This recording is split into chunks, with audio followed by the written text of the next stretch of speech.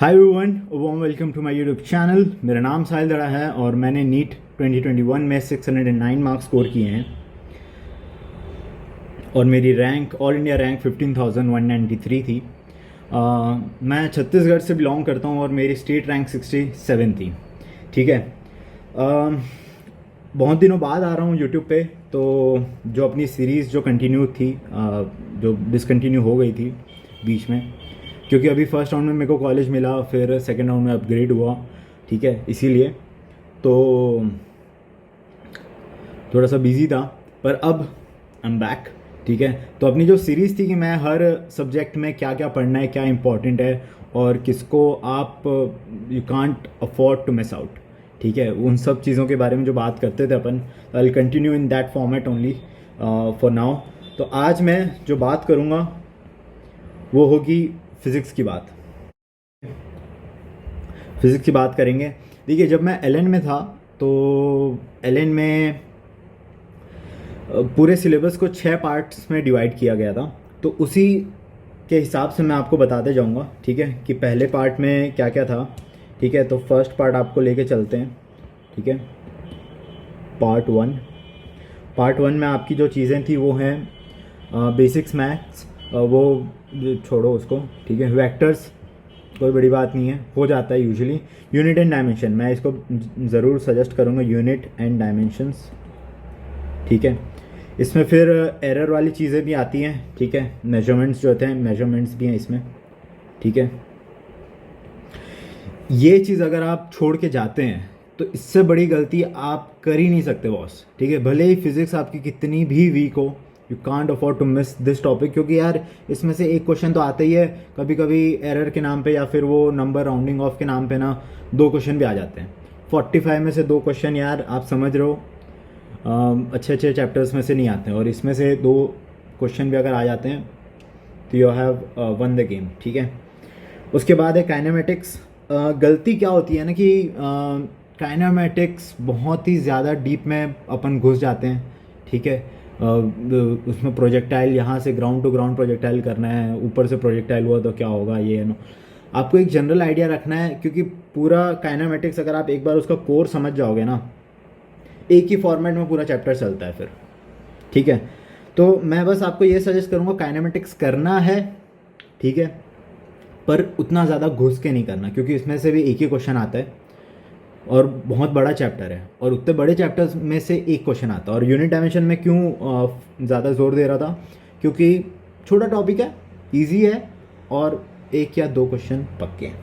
ठीक है, laws of motion very important. अगर आप लॉज ऑफ मोशन कर लेते हैं अच्छे से तो आपको फ्रिक्शन में भी दिक्कत नहीं आएगी। ठीक है, क्योंकि फ्रिक्शन में ज़्यादा कुछ होता नहीं है। आपको एंगल्स अगर दिक्कत होगी तो एंगल्स में दिक्कत हो सकती है, क्योंकि अगर एक इंक्लाइन प्लेन में बॉक्स वगैरह रख देते हैं तो एंगल्स वगैरह में आपको थोड़ा समझना पड़ता है कि किस तरफ फ्रिक्शन लग रहा है। अगर आप एनएलएम अच्छे से कर लेते हैं, न्यूटन्स लॉज ऑफ मोशन, तो फिर फ्रिक्शन में आपको बस डायरेक्शन देखने की, फ्रिक्शन अपोजिट फोर्स लग कहाँ रहा है।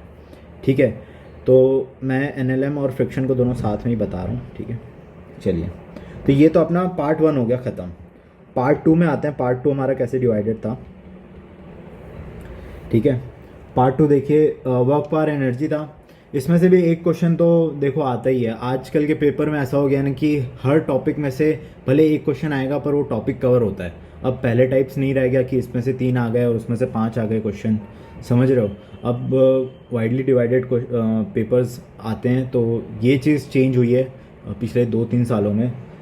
तो इसके ऊपर आपको ध्यान रखना है बिल्कुल। यहाँ पे हाँ, ज़रूरी ये है कि इम्पॉर्टेंट टॉपिक्स आप बिल्कुल करके जाएं, पर ऐसा नहीं है कि सिर्फ इम्पॉर्टेंट टॉपिक्स ही करके जाएं और छोटे मोटे टॉपिक्स आप छोड़ दें।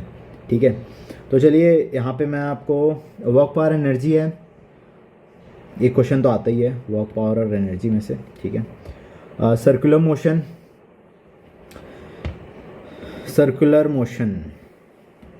देखिए, सर्कुलर मोशन और rotational motion. Circular comparatively easy है, सिंपल फॉर्मूले लगते हैं, वो लगाओ। और मतलब हमारे केमिस्ट्री के टीचर बोलते थे कि फ़िज़िक्स क्या है, फ़िज़िक्स कितनी इजी है, फ़िज़िक्स में कुछ होता ही नहीं है, फॉर्मूला लगाओ आंसर पाओ, है ना। तो आजकल क्वेश्चन भी वैसे ही आ रहे हैं, फॉर्मूला लगाओ आंसर पाओ, तो फॉर्मूला आप बिल्कुल याद रख के जाएँ। सर्कुलर मोशन, शॉर्ट नोट्स बना लें इसके, मेरे पास भी शॉर्ट नोट्स हैं, मैं भी आपको दे सकता हूँ, ठीक है। पर मैं आपको सजेस्ट करूँगा यार, शॉर्ट नोट्स आप अपने खुद के बनाइए। लास्ट 1 मंथ में भी अगर आप बनाते हैं, आप कहीं लॉस में नहीं है बॉस। पर हाँ, शॉर्ट नोट्स की एक कंडीशन है कि आप चैप्टर्स अच्छे से पढ़ के होने चाहिए, मतलब कि आपने चैप्टर अच्छे से पढ़ चुके हैं, अब अपने को जब क्विक रिवीजन करना होगा तब शॉर्ट नोट्स काम आएंगे, ठीक है। क्योंकि शॉर्ट नोट्स यार 2 तरीके के बनते हैं, एक तो चैप्टर पढ़ने के लिए, तो वो गलत तरीका है, ठीक है। चैप्टर पढ़ने के लिए कभी शॉर्ट नोट नहीं बनाए जाते। चैप्टर एक बार अगर आपने पढ़ लिया, उसको रिवाइज करने के लिए शॉर्ट पीरियड ऑफ टाइम में तो शॉर्ट नोट्स बनाए जाते हैं। और शॉर्ट नोट्स भी बहुत से लोग खाली फॉर्मूला लिख देते हैं।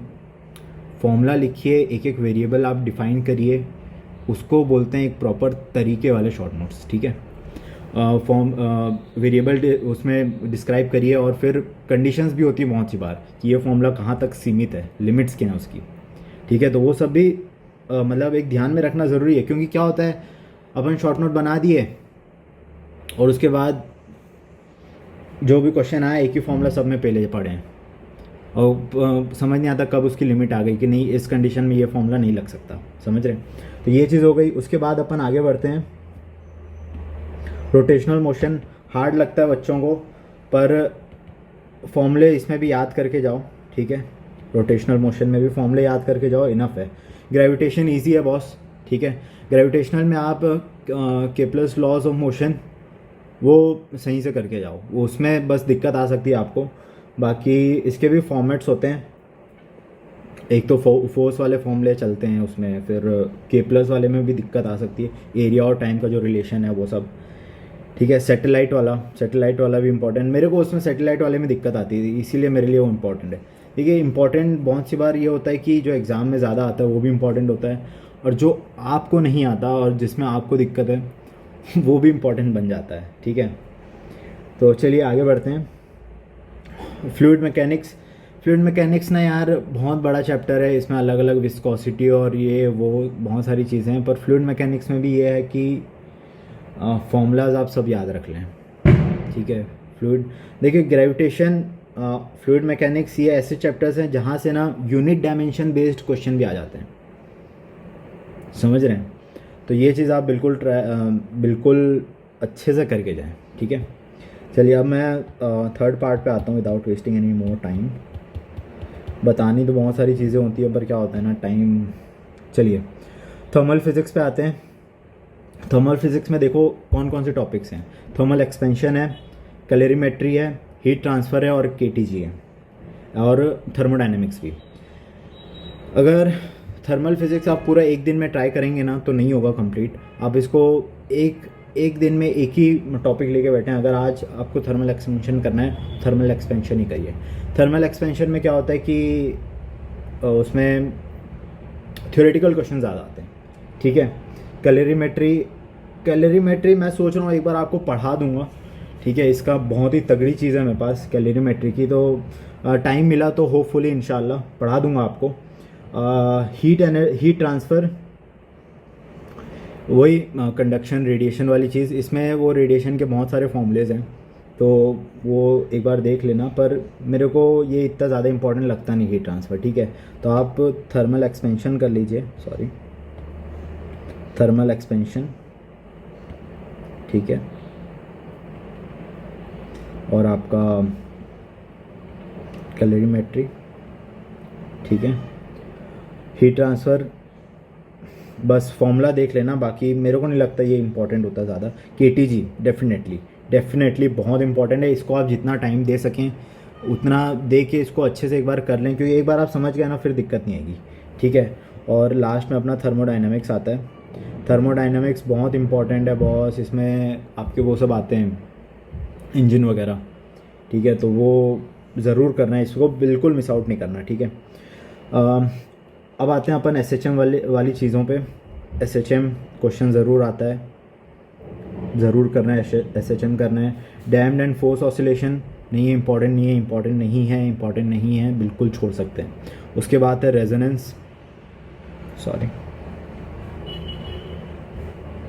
रेजोनेंस में ये आपकी बीट फ्रीक्वेंसी वगैरह जो होता है, ठीक है, ट्यूनिंग फोक वाले जो क्वेश्चंस होते हैं वो, मतलब देखो आप अगर एक बार लास्ट ईयर के क्वेश्चंस, मतलब पिछले 10-15 साल के क्वेश्चंस लेके बैठोगे, thermal physics, fluid mechanics, SHM, wave motion, Doppler's effect वाली जो चीज़ें हैं, ये सब टॉपिक्स ऐसे, ये सब चैप्टर्स ऐसे हैं ना कि सिलेक्टेड टॉपिक्स में से ही क्वेश्चन आते हैं।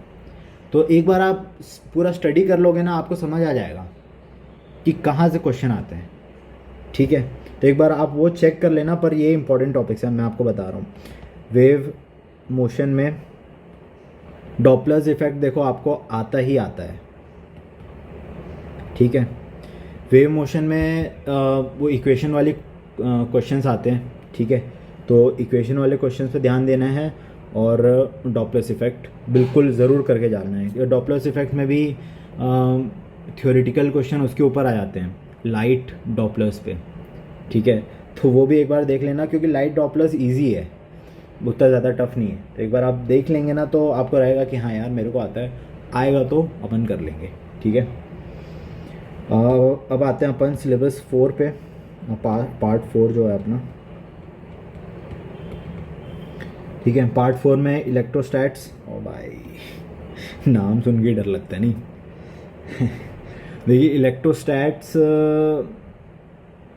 जी इलेक्ट्रोस्टैट देखो ऐसा चैप्टर है ना, जितना घुसोगे, जितना आप उसके अंदर डीप डाइव इनटू और समझने की ट्राई करोगे कि इसमें और क्या होता है और क्या होता है, तो आप उतना ही घुसते जाओगे, और वो दलदल टाइप से, ठीक है। तो आप सेलेक्टेड टॉपिक समझ जाएं, उसमें से वो जो कैपेसिटर टाइप के क्वेश्चन आते हैं, 2 प्लेट लगा दी, वो टाइप के क्वेश्चन कॉमन है, फोर्स के क्वेश्चन कॉमन है, ठीक है, K Q square upon R square ऐसे टाइप के, इलेक्ट्रिक फील्ड्स के क्वेश्चन कॉमन है ना। उसमें भी फिर आपको मैं इलेक्ट्रोस्टैट के शॉर्ट नोट्स शेयर कर दूंगा, ठीक है, क्योंकि अब ये बहुत बहुत ही ब्रॉड चैप्टर है, इसलिए इसका मैं सेलेक्टेड शॉर्ट नोट आपको दे दूंगा, डेफिनेटली मैं दूंगा आपको, एक शॉर्ट्स में दूंगा या फिर एक छोटा सा वीडियो करके उसमें दे दूंगा, ठीक है, पीडीएफ में भी दे दूंगा। उसके बाद इलेक्ट्रोस्टैट, चलिए इसका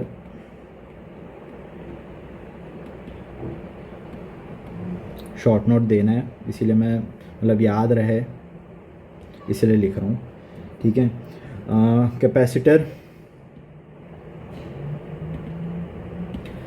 कैपेसिटर में एनर्जीज़ वाले क्वेश्चन, ठीक है, और प्लेट्स पे चार्ज ट्रांसफ़र कैसे होता है, पैरेलल और जो सीरीज़ वाले क्वेश्चन होते हैं वो इम्पॉर्टेंट है, ठीक है। करंट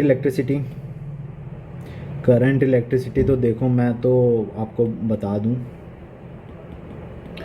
जो लास्ट में कलर कोडिंग है ना, उसको तो बिल्कुल मत छोड़ना, क्योंकि इस बार मेरी ये गलती हो गई थी, कलर कोडिंग मैं करके गया था, फिर भी मेरा क्वेश्चन गलत हो गया जस्ट बिकॉज ऑफ हड़बड़ी। तो ये तो ऐसी तो गलतियाँ होंगी ही, ठीक है। अगर मैं कलर कोडिंग छोड़ के जाता तो वहाँ क्वेश्चन ही अटैम्प्ट नहीं करता, समझ रहे हो। चलो वो बेटर है कि क्वेश्चन अटैम्प्ट ना करो और गलत हो गया, पर सही होने के चांसेस ज़्यादा थे ना मेरे, वो तो चलो अब एब्सेंस ऑफ माइंड थोड़ा सा सेकंड के लिए हो जाता है।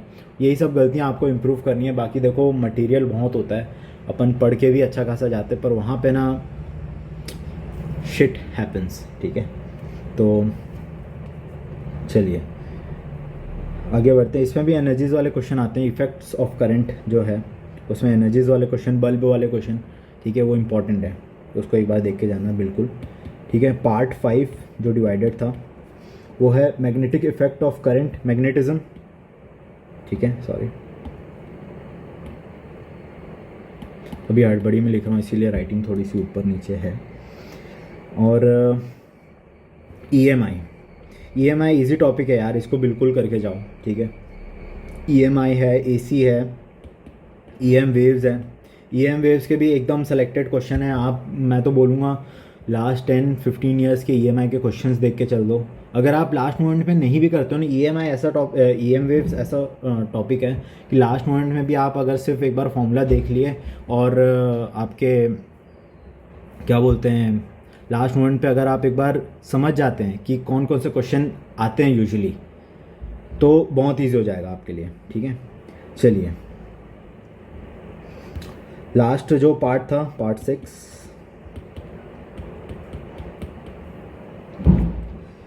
इसमें है आपका रे ऑप्टिक्स।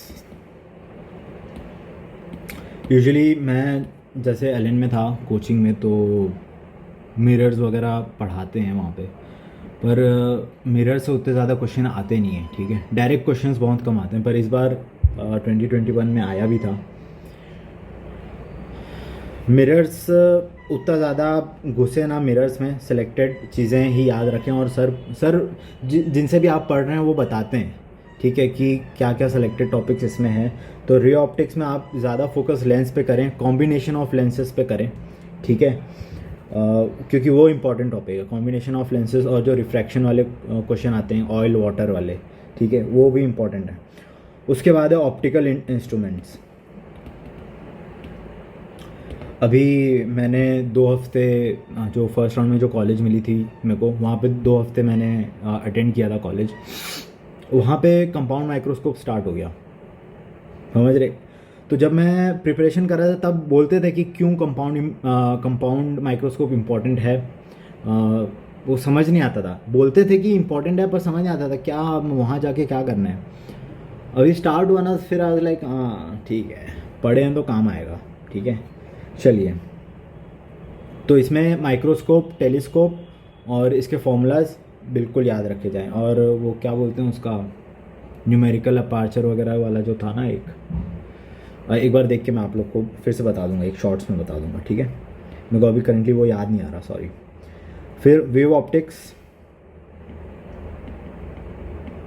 इंपॉर्टेंट है, वेव ऑप्टिक्स से भी डेफिनेटली क्वेश्चन आते हैं। मॉडर्न फिजिक्स में देखो आपका तो पहले है फोटो इलेक्ट्रिक इफेक्ट, फिर आता है मैटर वेव्स, फिर आता है आपका रेडियो एक्टिविटी, ठीक है, और न्यूक्लियर फिजिक्स। ये हो गया।